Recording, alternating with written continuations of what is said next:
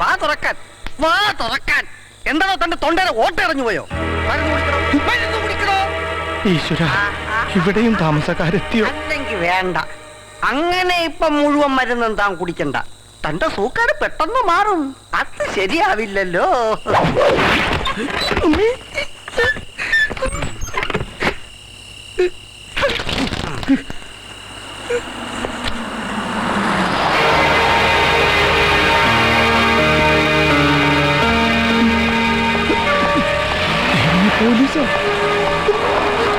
ചന്ദ്ര, അച്ഛന് മരുന്ന് കൊടുത്തല്ലോ അല്ലേ? ഇതാണ് എനിക്ക് പിടിക്കാത്തത്. ഞാനിത് മുടക്കോ? സോറി അച്ഛാ, ഇത്തിരി ലേറ്റായി. ജോയിൻ ചെയ്ത് നേരെ ഇങ്ങോട്ട് വരണമെന്ന് വിചാരിച്ചതാ. അപ്പോഴേക്കും വന്നു ഓരോ മാരണങ്ങള്. പക്ഷെ ഇന്ന് ശരിക്കും അച്ഛന്റെ മോളുടെ ദിവസമായിരുന്നു. The day of inspector Sreerekha. അപ്പൊ ഇന്ന് മുതൽ കള്ളന് കാവല് പോലീസായി നർത്തം. സ്റ്റേഷനിൽ ആദ്യത്തെ വിസിറ്റർ ആരായിരുന്നെന്ന് അറിയോ?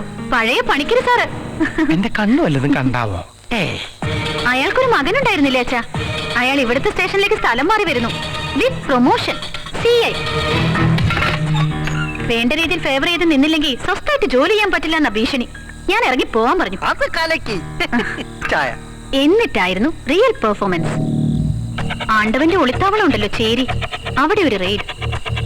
ആണ്ടവന്റെ ശരിക്കുള്ള താവളത്തിലെ മോളെ നീ ഇപ്പൊ കയറി കഞ്ഞി വയ്ക്കുന്നത്. അച്ഛൻ നോക്കിക്കോ, ഒരു കാര്യം ഉറപ്പാ, അവൻ എവിടെ കയറി ഒളിച്ചാലും ഒരു ദിവസം എന്റെ കയ്യിൽ പെടും. നീ പെടാപ്പാട് പെടും. ഞാൻ ഈ വീടിന്റെ മോളിൽ തന്നെ ഉണ്ട് മോളെ. എന്റെ ആദ്യ ദിവസം ഞാൻ മോശമാക്കില്ലല്ലോ ഗംഗാധരൻ പോലീസ്. ഇന്ന് പൗഡർ ഇട്ടില്ലേ ചന്ദ്ര?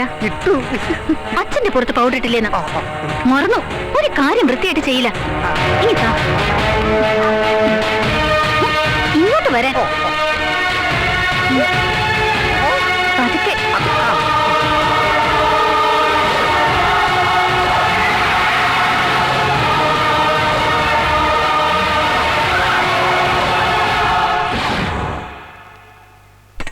ദേവരുടെ സ്വത്തും വരുമാനവും ദേവസ്വത്തിലേക്കുള്ളതാ.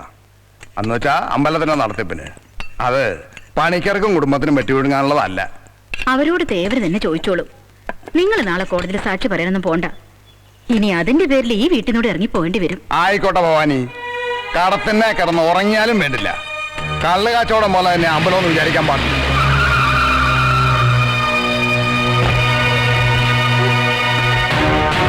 സ്റ്റേഷനിലേക്ക് കൊത്തി നീ അമ്പലത്തിൽ കയറി കൊട്ടാൻ തുടങ്ങിയാലോ? സാർ എന്തായി പറയുന്നേ? ആഹാ, പൊട്ടം കളിക്കാ. അയ്യോ, അങ്ങേര് ഒരു തെറ്റും ചെയ്തിട്ടില്ല. അങ്ങേര് കൊണ്ടുപോകരുത്. ഭഗവാന്റെ തിരുവാഭരണം മോഷ്ടിച്ചത് പോരായിരിക്കും അല്ലേ? അമ്മയ്ക്ക് നീ മാത്രമേ ഉള്ളൂ.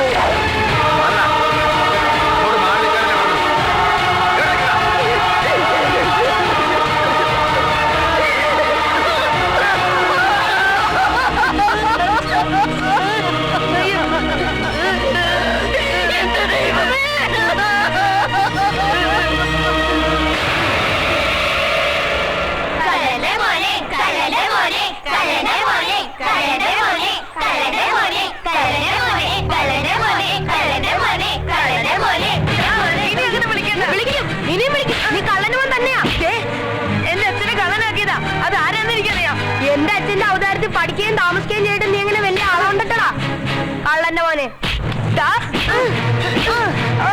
വേണ്ട മുരുക, വേണ്ട.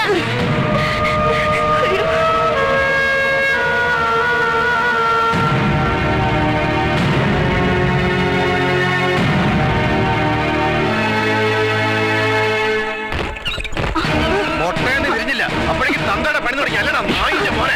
എന്താ സാറേ ഈ കാണിക്കുന്നത്? എന്റെ മോൻ എന്ത് തെറ്റാ ചെയ്തത്? ആഹാ, അത് ശരി. അപ്പൊ മോന്റെ കൊളവരികാരൊന്നും അറിഞ്ഞില്ല. എവിടെയാ സ്കൂൾ ബാഗ്?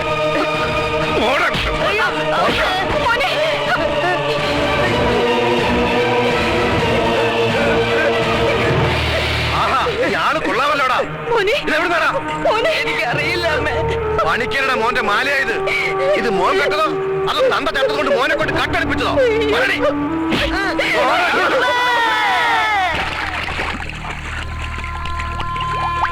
ആ ദിവസത്തിന് ശേഷം ഞാൻ എൻ്റെ അമ്മയെ കണ്ടിട്ടില്ല. ഇപ്പൊ എവിടെയാണെന്ന് പോലും എനിക്കറിയില്ല. ദുർഗുണ പരിഹാര പാഠശാലയിൽ കഴിഞ്ഞ ഓരോ രാത്രിയും ഞാൻ എൻ്റെ അമ്മയെ ഓർത്ത് കരഞ്ഞിട്ടുണ്ട്. നല്ലവനാകാനുള്ള 3-4 വർഷത്തെ കോഴ്സ് കഴിഞ്ഞ് പുറത്തിറങ്ങിയപ്പോൾ മുരുകൻ ലോകത്തിന്റെ മുമ്പിൽ പയറ്റി തെളിഞ്ഞ കള്ളൻ. എന്നാ ആര് വേണേ പറഞ്ഞോട്ടെ, ഞങ്ങൾക്ക് അറിഞ്ഞോടെ നിന്നെ. നീ വാ. ഇല്ല മായൻകുട്ടി, എന്റെ നഷ്ടങ്ങൾ വലുതാ. എനിക്ക് കണക്ക് തീർക്കാനുള്ള ഒരാൾക്ക് ദൈവം നേരിട്ട് കൊടുത്തു. കടപുഴകി വീണില്ലേ ഗംഗാധരം പോലീസ്, ഇനിയുള്ളത് അവരാ. ആ പക ഒറ്റത്തച്ചിന് തീരില്ല.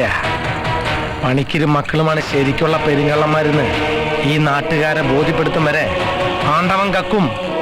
അവരെ ഞാൻ കട്ടും മുടിക്കും അതിനെ. കള്ളൻ എന്ന പേരിന്റെ സങ്കടം എന്താണെന്ന് ഞാൻ അവനെ പഠിപ്പിക്കും. നീ ഒലത്തും. ജീവനോടെ നിർത്തി പുഴുങ്ങുമ്പോഴുള്ള വെപ്രാളം ഉണ്ടല്ലോ, അത് പറഞ്ഞാൽ നിനക്ക് മനസ്സിലാവില്ല. അച്ഛനൊന്ന് ക്ഷമിക്ക്. എന്തായാലും എന്തു അപ്പൊ പിന്നെ 6 വരെ കാക്കണോണ്ട് എന്താ കുഴപ്പം? ഇത് എനിക്ക് വിട്ടേക്ക്. കുറെ കാലം അച്ഛൻ കൊടുക്കുന്ന നക്കാപ്പിച്ച വാങ്ങി പോലീസുകാരും ഗുണ്ടകളും ഒത്തുപിടിച്ചതല്ലേ. എന്റെ കുഴി വന്ന് വീഴാൻ അവന് യോഗം. ഞാൻ ഒരു സാക്ഷ്യം പറയട്ടെ, അവനെ അങ്ങ് ഫിനിഷ് ചെയ്യാം. എന്താ അച്ഛന് പേടിയുണ്ടോ? പണ്ടെങ്ങാണ്ട് മുമ്പിൽ ചെന്ന് വിട്ടപ്പോ ഇവന്റെ ഒരു വാരിയല്ല ഇളക്കി വിട്ടതാ ആണ്ടവൻ. കറക്റ്റ്. കുനിഞ്ഞ് ഷൂസിന്റെ നൂല് കിട്ടുമ്പം ഇപ്പോഴും വരുവനാ വേദന. അതെ. അയ്യോ, മൊബൈൽ അടിക്കാനോ അർമാന്തിച്ച് കിടക്കാനോ അല്ല. നിന്നെ കൊണ്ട് എന്താടാ പ്രയോജനം? എന്റെ പറശ്ശിനിക്കട മുത്തപ്പ, എല്ലാ പണക്കാരുടെ വീട്ടിലും നീ എന്തിനാ ഇതുപോലെ ഒരെണ്ണത്തിനെ പറഞ്ഞു വിടുന്നത്? എന്റെ പൊന്നുമോൻ ഷർട്ടും പാന്റും ചുള്ളിക്കണ്ടിട്ട് അങ്ങോട്ട് മാറിയുന്ന മൊബൈൽ അടിക്ക്. Okay, good night. ഇവൻ ഏത് നേരത്തെ സദാശിവ, ഒരുപാട് പേരുടെ കാല് പിടിച്ചിട്ടാ നിന്നെ ഇങ്ങോട്ട് മാറ്റി കിട്ടിയത്. അപ്പോഴേക്കും ഇടയ്ക്കറി വന്നില്ലേ ഒരു വനിതാ ഇൻസ്പെക്ടർ ശ്രീരേഖ, മുഖം നോക്കാതെ നടപടിയെടുക്കുന്ന സത്യവതി. പരാതി കൊടുക്കാൻ ചെന്നപ്പോ അവൾ എന്താ പറഞ്ഞെന്നറിയോ? അറിയാം, അവള് ഗംഗാധരം പോലീസിന്റെ മകളല്ലേ. ആ, തന്തയുടെ ഉശിരൽപ്പം കാണും. ഇപ്പോഴാ മത്സരത്തിന്റെ സർക്കിൾ പൂർത്തിയായത്.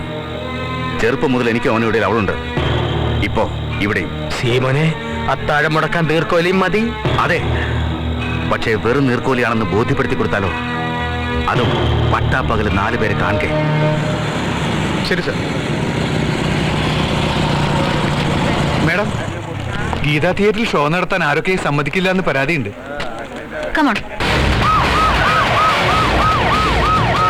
എന്താ പ്രശ്നം? 50 ഫ്രീ ടിക്കറ്റ് ചോദിച്ചു. പറ്റില്ല എന്ന് പറഞ്ഞപ്പോ മാനേജർ തല്ലു. ഇപ്പൊ ആർക്ക് ടിക്കറ്റ് കൊടുക്കണമെന്ന് പറഞ്ഞ് കൗണ്ടറിന് മുമ്പിൽ ഇരിക്കുക.